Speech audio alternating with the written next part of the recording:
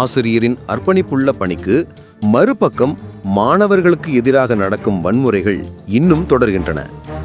ஆந்திர மாநிலம் சித்தூர் மாவட்டம் பொங்கனூர் கிராமத்தில் உள்ள ஒரு பள்ளியில் 6ஆம் வகுப்பு மாணவிக்கு ஆசிரியர் ஒருவர் இழைத்த கொடூரத்தால் தலையில் எலும்பு முறிவு ஏற்பட்டு மருத்துவமனையில் அனுமதிக்கப்பட்டுள்ளார்.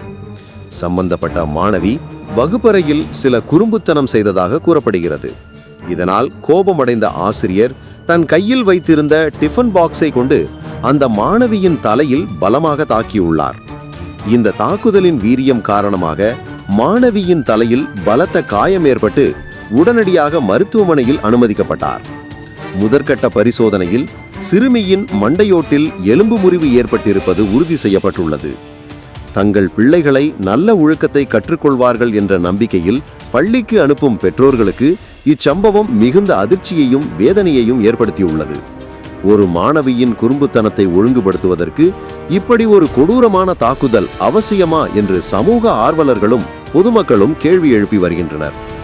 சம்பவத்தின் தீவிரத்தை கருத்தில் கொண்டு சிறுமியின் பெற்றோர் கொடுத்த புகாரின் அடிப்படையில் காவல்துறையினர் இந்த விவகாரத்தை விசாரிக்க தொடங்கியுள்ளனர்.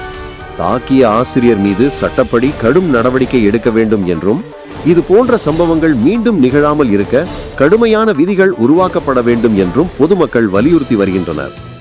இந்த சம்பவம் பள்ளிகளில் மாணவர்களுக்கு எதிரான உடல் ரீதியான தண்டனைகளை தடுக்க அரசு உடனடியாக நடவடிக்கை எடுக்க வேண்டும் என்பதை மீண்டும் ஒருமுறை உணர்த்தியுள்ளது.